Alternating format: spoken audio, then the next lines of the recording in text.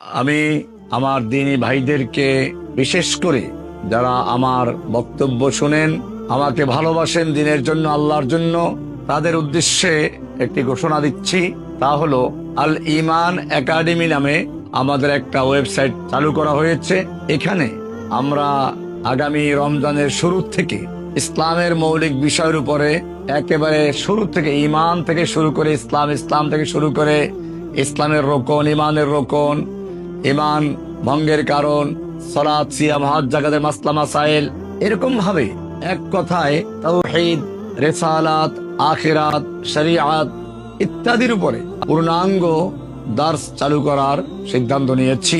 আপনারা যারা এই দার্সগুলো নিতে চান, এই দার্সে অংশগ্রহণ করতে চান, তাদেরকে বলবো আল ঈমান একাডেমির ওয়েবসাইটে আপনারা যুক্ত হয়ে এটাকে সহযোগিতা করবেন এবং দিনী কাজের স্বার্থে নিজেরাও যুক্ত হবেন, অন্যদেরকেও যুক্ত হওয়ার জন্য আহ্বান জানাবেন।